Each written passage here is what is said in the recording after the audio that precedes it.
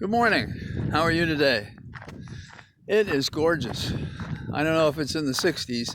Feels like it could be, but it's certainly in the 50s. It's a nice day out. So I continue to be teased, as probably you are, that spring is just around the corner.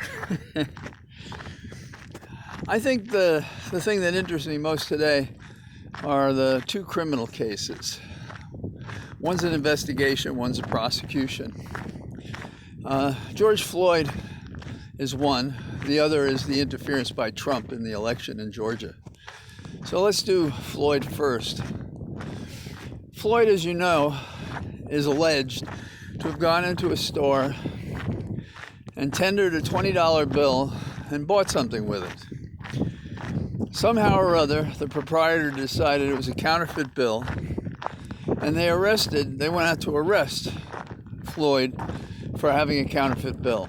Now, I might pick out a counterfeit bill, I might not. So it's very possible if I had, say, more than $120 in my pocket and I presented it, it'd be hard to prove that I knew it was a counterfeit bill. So if I were a law enforcement officer, I'd give him a return date to appear in court. I wouldn't arrest him and put him in custody for a $20 bill. How do you justify that to the state? But if the defendant is black, well, that's a different story. And that's the story of George Floyd. An officer named Chauvin, Chauvin, chauvinistic-like, he put his knee to the neck of George Floyd, who was on the ground for too long a period of time, during which he said, "I can't breathe, I can't breathe." And then he was unresponsive. And Chauvin continued to press his knee into his neck. This period, I think, is critical because it shows whatever he was thinking before, that he had formed the intent to actually kill this black man. And it was wrong, it was unlawful, and it does underscore the fact that we have police who are racist, and that we have to rid the system of them. So, if you were the prosecutor, you would charge him with first-degree murder because he formed the intent to kill him, because we have it on tape, because it's a very powerful, powerful demonstration.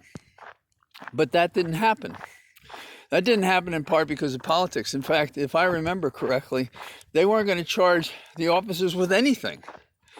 And when they finally did, they charged with, second-degree murder, third-degree murder, and manslaughter.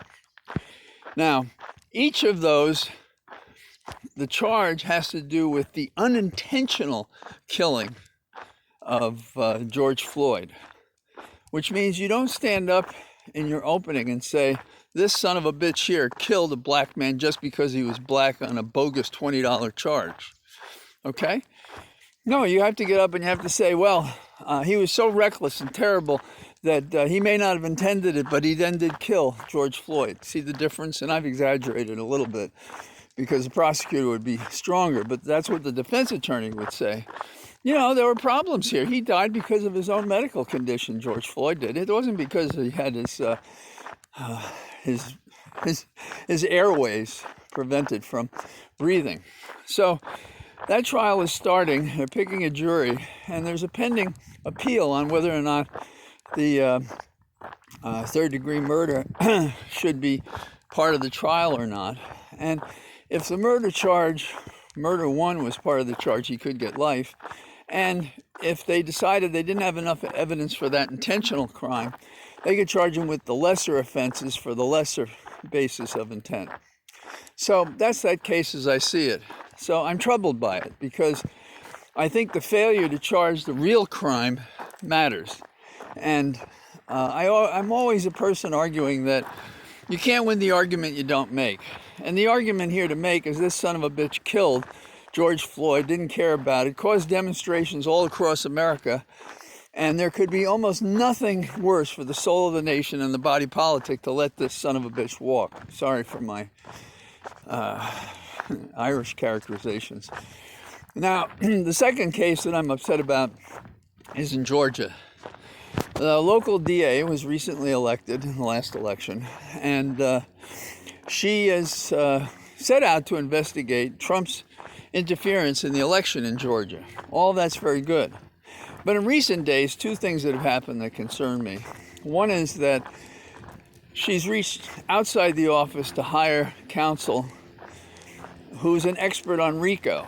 Well, it suggests that she doesn't have what it takes to prosecute the case herself.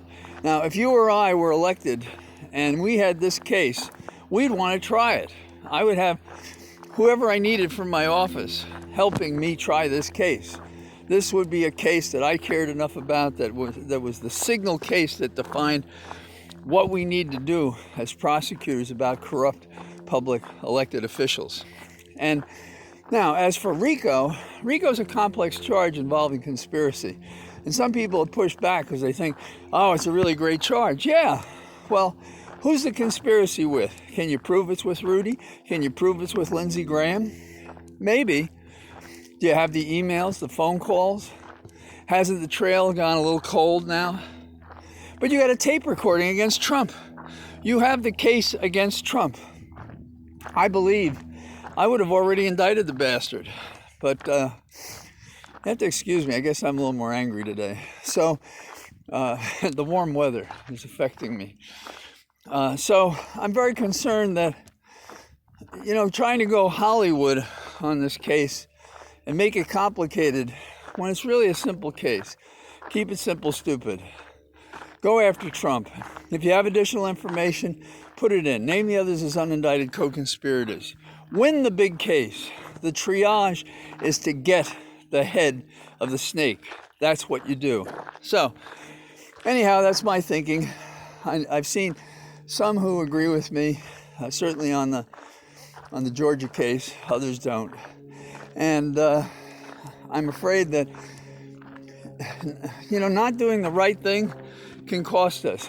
You can win a case that you prosecute clumsily, but you can also lose it more likely because you prosecuted it clumsily. Anyhow, that's enough for today. We'll see how this unfolds in the days ahead. Have a good day. Talk to you soon. Bye-bye.